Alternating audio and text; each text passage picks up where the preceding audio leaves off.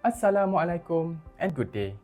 My name is Fauzan, and I'm pleased to present a review of the journal article titled Strategies for Enhancing Training and Development in Healthcare Management by Michael Mensidisi-Willy, published in Advances in Human Resource Management Research 2025.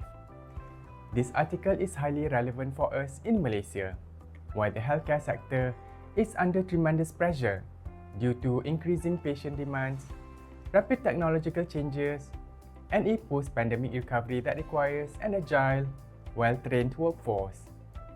In this review, I will discuss the key issues highlighted in the article, analyze the proposed training strategies, and relate them to the current landscape of Malaysian healthcare. Challenges in healthcare training. The article identifies three fundamental issues in current healthcare training and development. First, fragmented training systems, where training is often inconsistent and not linked to performance outcomes. This problem exists in many public hospitals across Malaysia, where training modules are not always aligned with hospital goals. Second, underinvestment in staff development, particularly in strategic areas like supply chain, finance, and governance. In Malaysian context, private hospitals may invest more in technical skills, but government facilities often face budget constraints. Third, there is a resistance to change, especially from long-serving or rural staff.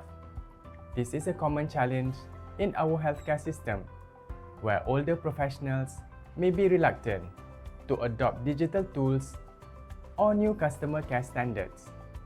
Together, these issues affect service quality, staff engagement, and system readiness during health crises like COVID-19. Key training strategies proposed. The author proposes 7 training priorities that are essential for healthcare organizations. Let me briefly explain each and how it applies in Malaysia.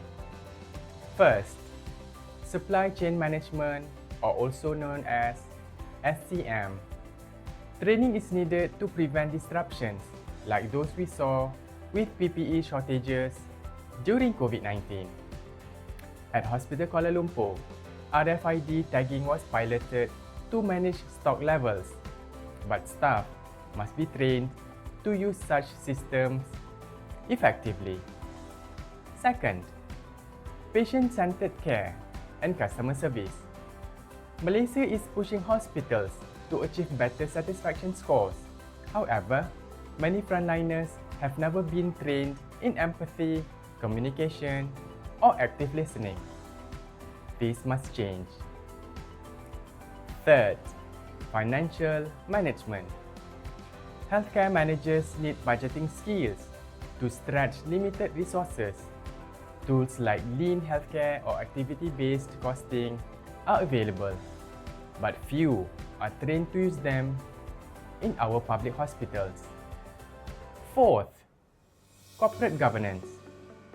The article emphasizes training leaders to be more transparent and ethical.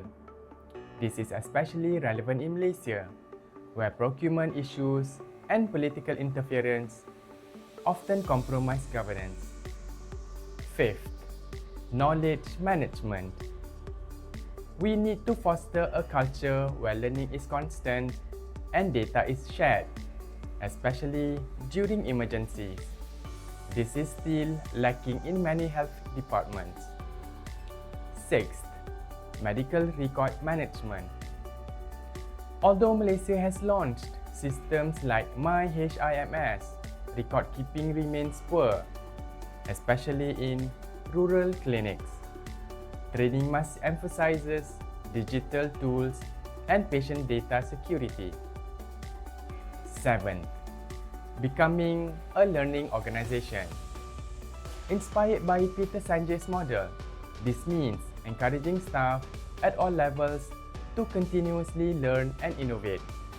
In Malaysia, leadership commitment to this is still low. Connecting to Malaysia's healthcare landscape. Now, let's localize these insights further. In the public sector, training often suffers due to budget and manpower constraints. For example, the Ministry of Health's audit found that many hospital managers lack formal training in financial governance. This leads to overspending or underutilized budgets. In the private sector, hospitals that are JCI accredited must meet international patient care standards. Hence, they invest more in soft skills training like communication and customer handling, which public hospitals still lack. Digital health platforms like MySejahtera and Tele-Primary Care are now part of our health system, but many healthcare workers lack proper digital literacy training. This creates frustration, inefficiency during daily operations.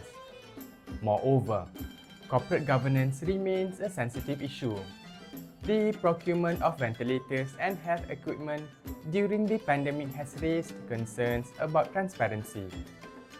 This shows how critical governance training is, even for senior hospital administrators.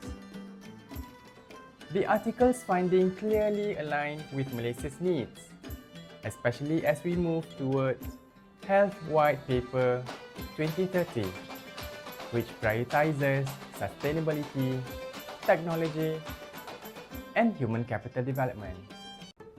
Critical review of the article. This article is well researched and structured, using a qualitative thematic analysis based on literature and real-world case studies. It covers comprehensive areas from SCM to learning culture, making it relevant for policymakers and hospital leaders alike. However, one of its weaknesses is the lack of Southeast Asian or Malaysian-specific data. The case studies focus more on South African contexts, which are not always transferable. Also, the article does not provide clear frameworks for implementing these strategies. For example, using models like Kirkpatrick's 4-level evaluation model or Bloom's taxonomy, which are widely used in HRD. Nonetheless, it successfully stresses the urgency of strategic training investment in healthcare management. In conclusion, the article makes a strong case that training and development in healthcare management is no longer optional. It is a strategic necessity. For Malaysia to thrive post-COVID and meet future challenges, we must first, customize training modules in areas like SCM, finance, and governance for public and private healthcare professionals alike.